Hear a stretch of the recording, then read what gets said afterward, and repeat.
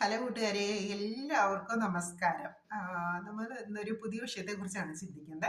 നമുക്ക് എങ്ങനെ സന്തോഷകരമായിട്ടിരിക്കാം, എങ്ങനെ നമുക്ക് ദുഃഖമില്ലാതിരിക്കാം. ഇതിനൊരു ടെക്നിക്കാണ് എങ്ങനെ ദുഃഖം എടുക്കാതിരിക്കാം, എങ്ങനെ ദുഃഖം കൊടുക്കാതിരിക്കണം എന്നുള്ള വിഷയമാണ് നമ്മൾ ഇന്ന് ചിന്തിക്കുന്നത്. അപ്പം നമുക്ക് എല്ലാവരും നമ്മളെന്താ ആഗ്രഹിക്കുന്നത്? നമ്മൾ എപ്പോഴും സന്തോഷമായിട്ടിരിക്കാൻ, അല്ലേ? എപ്പോഴും സുഖമായിട്ടിരിക്കാൻ, അതൊക്കെയാണ് നമ്മുടെ ആഗ്രഹം. അതുപോലെ നമ്മൾ ആരെങ്കിലും ദുഃഖിച്ചിരിക്കാനോ അല്ലെങ്കിൽ വിഷമിച്ചിരിക്കാനോ ഒക്കെ നമ്മൾ ആഗ്രഹിക്കുന്നുണ്ടോ? ഇഷ്ടപ്പെടുന്നുണ്ടോ? ഇല്ല, നമ്മൾ ആരും ആഗ്രഹിക്കുന്നില്ല, അല്ലേ?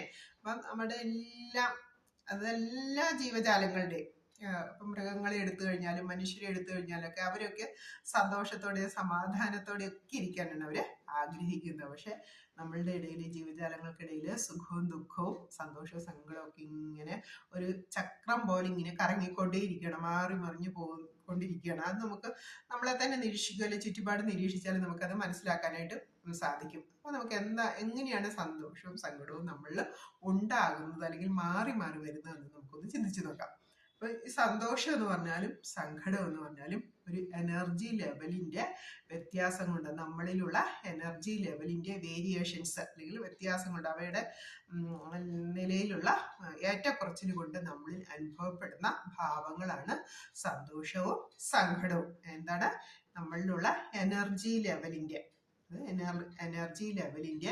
വേരിയേഷൻസ് അല്ലെങ്കിൽ ഏറ്റക്കുറച്ചിലുകൾ കൊണ്ട് നമ്മളിൽ അനുഭവപ്പെടുന്ന ഭാവങ്ങളാണ് സന്തോഷവും സങ്കടവും. അപ്പൊ നമുക്ക് തന്നെ അറിയാം, നമ്മൾ സന്തോഷമായിട്ടിരിക്കുന്നു, നമുക്ക് ഭയങ്കര സന്തോഷം. ഇപ്പൊ സപ്പോസ് നമ്മൾ വളരെ വിഷമിച്ചിരിക്കുന്നു, വളരെ ബുദ്ധിമുട്ടിയിരിക്കുന്നു, അല്ലെങ്കിൽ സമ്പന്നനായിക്കോട്ടെ, നമുക്ക് ക്രിസ്മസ് ബമ്പർ 20 കോടി സമ്മാനം നമുക്ക് അടിച്ചു, അങ്ങനെ ഒരു അടിച്ചു എന്ന് ചിന്തിക്കുമ്പോ തന്നെ എന്താ നമ്മള് സന്തോഷം കൊണ്ട് തോന്നി. നമുക്കിപ്പം ഞാൻ പണത്തെക്കുറിച്ച് പറഞ്ഞത് എല്ലാത്തിനും മീതെ പണമാണല്ലോ വലുത്. അതുകൊണ്ടാണ് പണം ഒരു ഉദാഹരണം. പെട്ടെന്ന് ആ വേരിയേഷൻസ് മനസ്സിലാകാൻ വേണ്ടിയാണ് ഞാൻ ആ ഉദാഹരണം പറഞ്ഞത് കേട്ടോ. അപ്പൊ എന്താണ്, നമുക്ക് ക്രിസ്മസ് ബമ്പർ കിട്ടി, അതല്ലെങ്കിൽ വേണ്ട, നമുക്ക് സാധാരണ ലോട്ടറി 1 കോടി രൂപ ലോട്ടറി അടിച്ചു, ആ ഒരു ചിന്ത അല്ലെങ്കിൽ മറ്റൊരാൾ അങ്ങനെ പറയുമ്പോ തന്നെ എന്താണ്, നമുക്ക് പെട്ടെന്ന് നമ്മൾ ഉന്മേഷവാന്മാരെ, നമ്മുടെ ബോഡിയൊക്കെ നല്ല റിജിഡായി, നമ്മൾ ഹാപ്പി ആയി, അല്ലെ, സന്തോഷമായിട്ട് നിൽക്കും.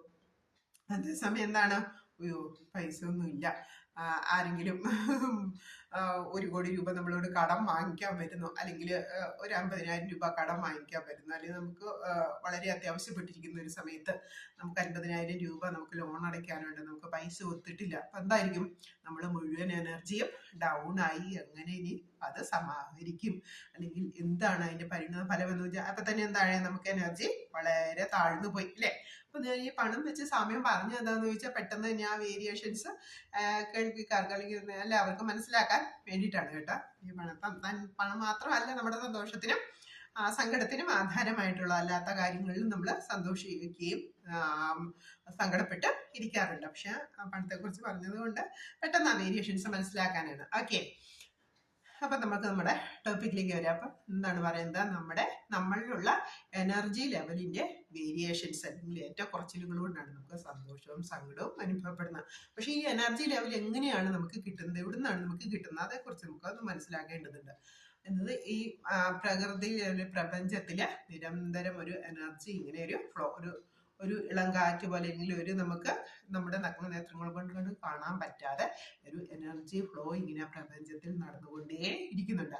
ആ പ്രപഞ്ചത്തിൽ നിന്നുള്ള എനർജിയാണ് നമ്മളുടെ ഓരോ പ്രവർത്തനങ്ങളിലൂടെയും നമ്മളത് അറിയാതെ സംഭവിക്കുന്ന ഒരു പ്രോസസ്സാണ്.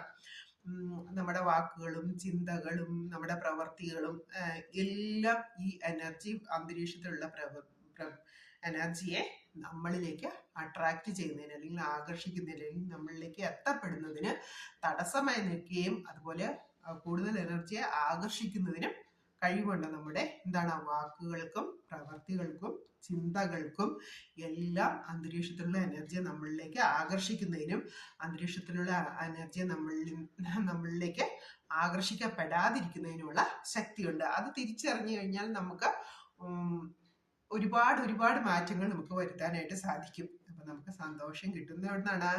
അന്തരീക്ഷത്തിലെ എനർജി ഫ്ലോ നമ്മളിലേക്ക് കൂടുതൽ പ്രവഹിക്കപ്പെടുമ്പോഴാണ് അല്ലെങ്കിൽ കൂടുതൽ ആകർഷിക്കപ്പെടുമ്പോഴാണ് നമ്മൾ ഹാപ്പി മാനായിട്ട് അല്ലെങ്കിൽ സന്തോഷവാനായിട്ട് അല്ലെങ്കിൽ സന്തോഷവതിയായിട്ട് നമ്മൾ ഇരിക്കുന്നത്. ഇനി പ്രപഞ്ചത്തിൽ നിന്നുള്ള ആ എനർജി നമ്മളിലേക്ക് എത്തപ്പെടുന്നതിന് വിഘാതം അല്ലെങ്കിൽ തടസ്സം സൃഷ്ടിക്കപ്പെടുമ്പോൾ എന്തായി, നമ്മൾ സങ്കടവതിയായി അല്ലെങ്കിൽ ദുഃഖിതനായി അല്ലെങ്കിൽ ദുഃഖിതയായി ഇരിക്കുന്ന ഒരു എനർജി ഒന്നും ഇല്ലാതെ ഇരിക്കുന്ന അല്ലെങ്കിൽ നമ്മൾ അലസന്മാരായിരിക്കുന്ന ഒരു സാഹചര്യവും സൃഷ്ടിക്കപ്പെടുന്നുണ്ട്.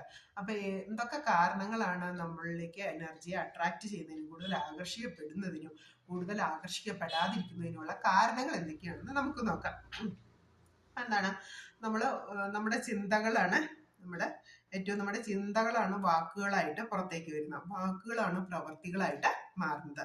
അപ്പൊ ഒന്ന് നോക്കുക, നമ്മുടെ ചിന്തകളാണ് നമ്മളിൽ നിന്ന് വാക്കുകളായി അന്തരീക്ഷത്തിലേക്ക് വരുന്നത്. ആ വാക്കുകളാണ് പ്രവർത്തികളായിട്ടും അന്തരീക്ഷത്തിലേക്ക് പോകുന്നത്.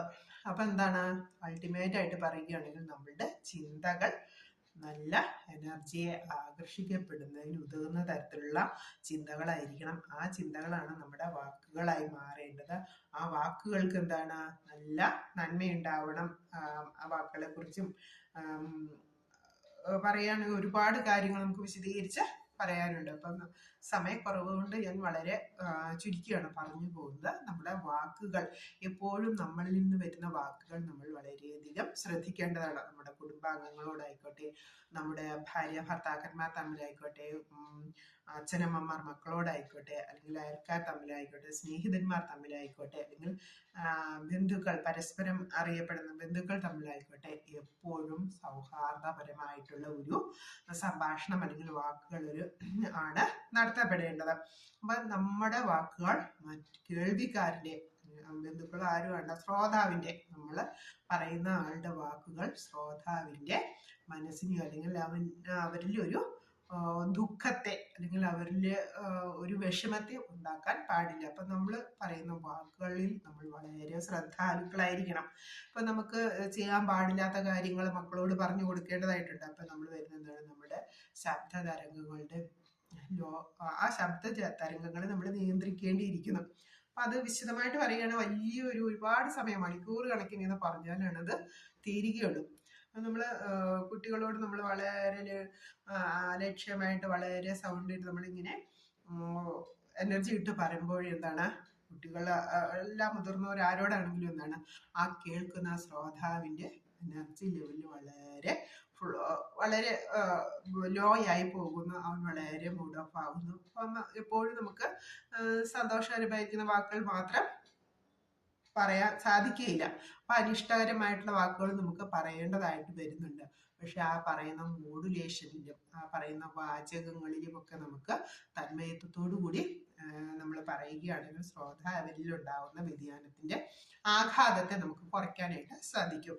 നമ്മൾ ശ്രോതാവിന് ഒരു ആഘാതം കൊടുക്കുന്ന രീതിയിലുള്ള ഒരു വാക്കുകൾ നമ്മളിൽ നിന്നുണ്ടാകുകയാണെങ്കിൽ നമ്മളിലേക്ക് അന്തരീക്ഷത്തിൽ നിന്ന് പ്രവഹിക്കപ്പെടുന്ന എനർജിയുടെ അല്ലെങ്കിൽ ആകർഷിക്കപ്പെടുന്ന എനർജിയുടെ ലെവലില് വേരിയേഷൻസ് കുറയുന്നതിനായിട്ട്, വേരിയേഷൻസ് ഉണ്ടാകുന്നതിനായിട്ട് നമ്മുടെ വാക്കുകൾക്ക് കാരണമായി തീരാറുണ്ട്.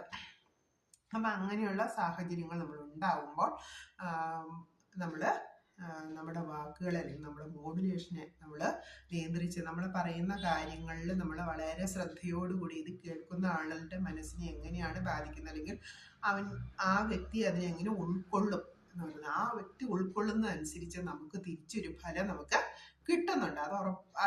അത് അങ്ങനെ സംഭവിക്കും. അത് പ്രകൃതിപരമായിട്ടുള്ള അല്ലെങ്കിൽ നാച്ചുറലിസ്റ്റിക് ആയിട്ട് നടക്കുന്ന ഒരു പ്രതിഭാസമാണ്.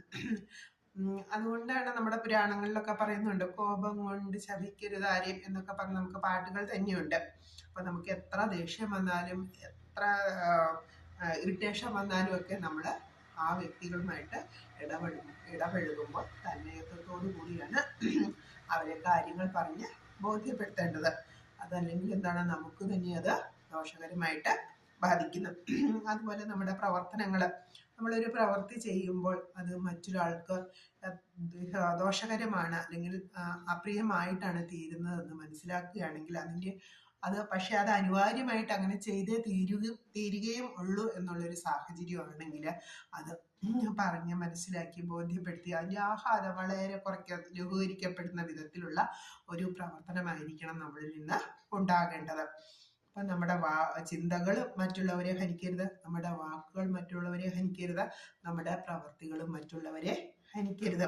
അങ്ങനെ വരുമ്പോഴെന്താണ്, നമുക്ക് പ്രപഞ്ചത്തിൽ നിന്ന് ദുഃഖം എടുക്കേണ്ടത് ആയിട്ട് വരുന്നില്ല. നമ്മളിലേക്ക് അന്തരീക്ഷത്തിൽ നിന്നുള്ള എനർജിയുടെ ഫ്ലോ വളരെ കൂടുതലായിരിക്കും. നമുക്ക് ഹാപ്പി ആയിട്ട് ഇരിക്കാനും സാധിക്കും.